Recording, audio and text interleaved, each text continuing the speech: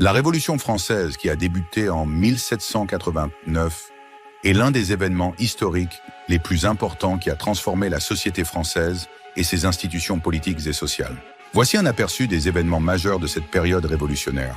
En 1789, la crise économique persistante a conduit à la convocation des États généraux, une assemblée des trois ordres de l'Ancien Régime, la noblesse, le clergé et le tiers-État.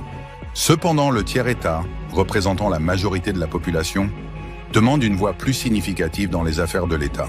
Le 17 juin 1789, le tiers-État se proclame Assemblée nationale, affirmant qu'il est la représentation légitime de la nation. Cela marque le début du processus vers une monarchie constitutionnelle. Quelques semaines plus tard, le 14 juillet 1789, la prise de la Bastille par les Parisiens symbolise la chute du pouvoir monarchique et l'emblème de la tyrannie.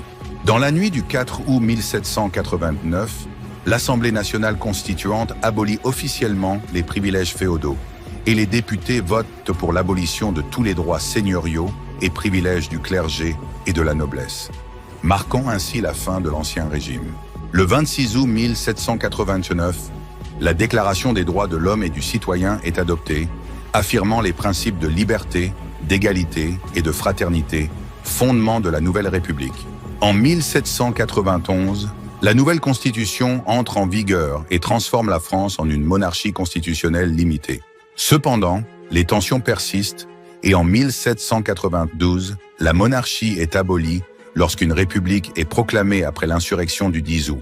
En janvier 1793, le roi Louis XVI est exécuté, ce qui radicalise la Révolution et entraîne une série de réformes radicales et des mesures extrêmes, notamment sous l'égide du Comité de salut public dirigé par Robespierre. L'année 1793 est marquée par le règne de la terreur, période pendant laquelle de nombreuses personnes sont exécutées pour complot contre la Révolution. La terreur s'intensifie jusqu'en juillet 1794, quand Robespierre est renversé et exécuté, marquant la fin de cette phase extrême de la Révolution. En 1795, une nouvelle constitution est adoptée, établissant le Directoire qui gouvernera jusqu'en 1799. Cependant, ce régime est instable et corrompu, ce qui ouvre la voie au coup d'État de Napoléon Bonaparte en 1799, qui met fin à la Révolution française et inaugure l'ère napoléonienne.